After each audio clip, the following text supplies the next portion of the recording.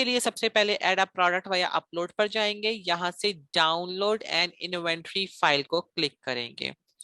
Click करने के बाद हम थोड़ा सा नीचे जाएंगे, यहाँ पर हम अपनी प्रोडक्ट का नाम लिखेंगे, या हमें अगर कैटेगरी पता है तो हम अपनी कैटेगरी में चले जाएंगे। लेट्स सपोज मैं यहाँ पर करूंगी बलून्स और मैंने सर्च किया, सो मेरे पास यहाँ पर आ गया बलून्स और मैंने इसको सिलेक्ट कर लिया।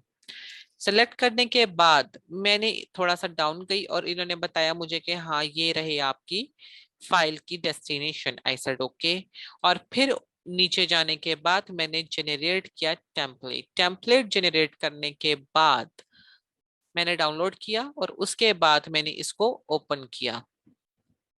सो ओपन करने के बाद Here I go, ये मेरे पास आ गई एक फ्लैट फाइल। ठीक है, अब इस फ्लैट फाइल को यूज करने का तरीका मैं आपको बताने लगी हूं कि इसको आप बाकायदा किस तरीके से यूज करते हैं। सबसे पहले तो ये कि इसकी डिस्क्रिप्शन सारी खुद यहाँ पर लिखी है कि क्या क्या चीजें हैं। डाटा डेफिनेशन टैब में क्या है, मैं इसको थोड़ा ऊपर कर देती हूँ। डाटा डेफिनेशन टैब्स हैं, या उसके बाद जो है वैलिड वैल्यूज क्या है, इमेज टैब क्या है, एग्जाम्पल टैब क्या है, ये सारे टैब्स हैं। ये देखिए ये सारे टैब्स हैं यहाँ पर। टेम्पलेट टैब क्या है, ठीक है। इसके बाद सेव योर इन्वेंट्री फाइल, ठीक है, और उसके बाद से अपलोड करना। अब ये जो सारी चीज इन्होंने डिफाइन की है, ये हर कैटेगरी की डिफरेंट होती है। मैं सिर्फ आपको यहाँ पर फ्लैट फाइल को रीड करना सिखा रही हूँ, बाकी सब चीजें यानी कि इंडिविजुअली आपने अलहदा अलहदा, हर कैटेगरी की डिफरेंट फाइल्स होती हैं, तो वो आपने अपनी प्रोडक्ट के हिसाब से अपनी फ्लैट फाइल को डाउनलोड करना है और फिर उसको चेक करना है। सो अब मैं मूव ऑन करती हूँ। सबसे पहले के पहला जो टैब है ये है इंट्रोडक्शन का, यहाँ पे इंस्ट्रक्शंस है सारी, ठीक है।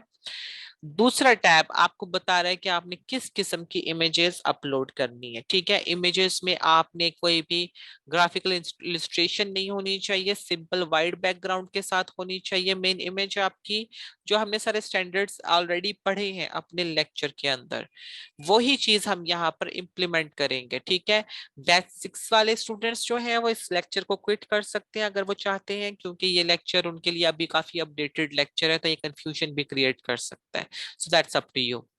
अभी के लिए इमेजेस के अंदर वो मुझे बता रहा है कि इमेजेस किस किस किस्म की होनी चाहिए, कोई भी शेडो के साथ नहीं होनी चाहिए, क्लियर इमेजेस होनी चाहिए, ठीक है।